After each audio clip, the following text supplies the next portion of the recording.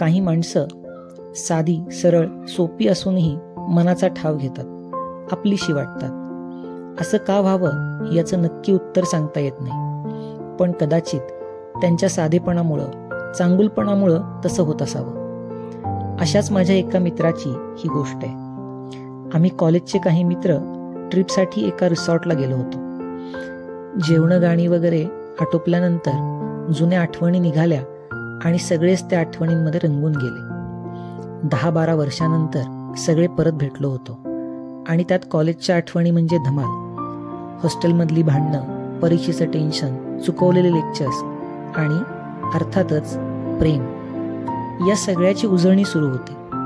घड्याळाच्या काट्यांसोबत एक एक जण निद्राधीन होत होता. रात्र म्हणावी की पहाट ते कळत नव्हतं. घड्याळात 3:30 वाजले होते.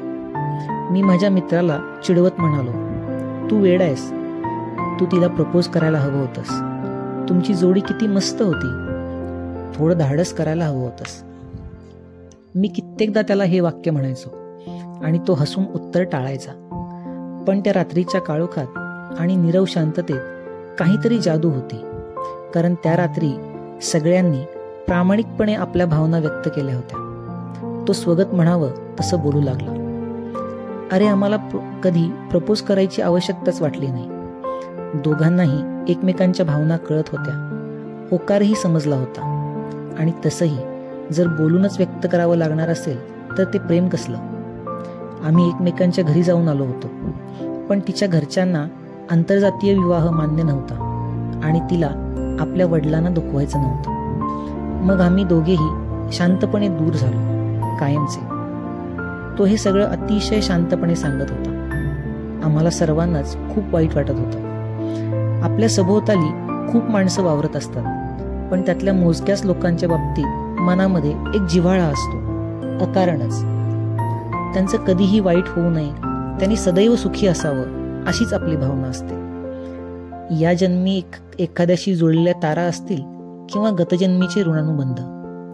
या माझ्या मित्राच्या बाबतीतही मला खूप पूर्वीपासून तसंच वाटायचं. हा स्वभावानं शांत, मितभाषी आणि मृदुभाषी, दिसायला देखणा पण तितकाच नम्र आणि शालीन.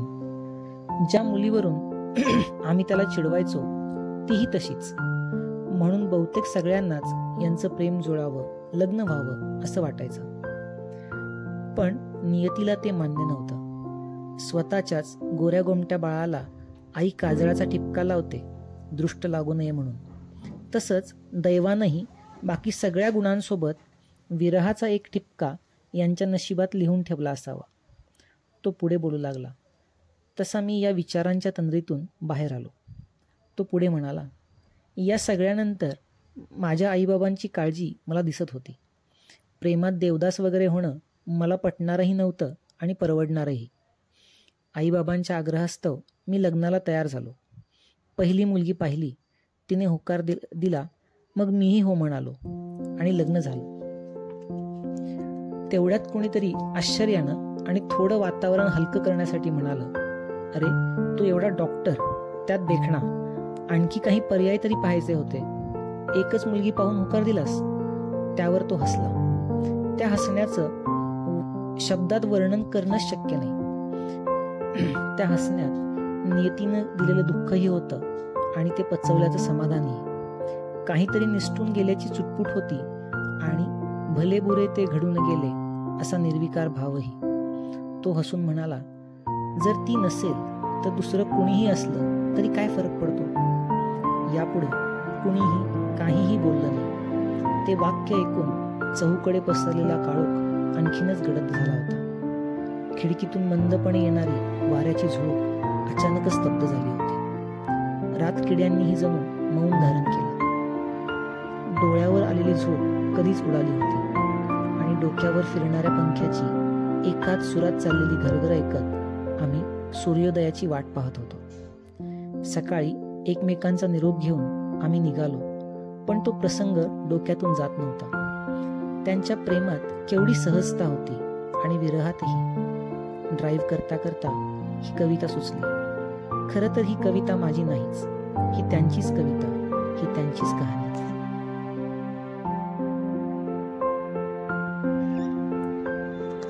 तो वेंधळा जरासा, ती बावरी जराशी, पाहून राजसाला खुलते कळी जराशी. तिज पाहता समोरी तोही अबोल होतो, ओठात भावनांना ती दाबते जराशी. तो बावरून थोडा मग सावरून थोडा, डोळ्यात तिच्या पाही ती लाजते जराशी. त्याचा निरोप घेता हातात हात घेता, डोळ्यात आसवांना ती रोखते जराशी.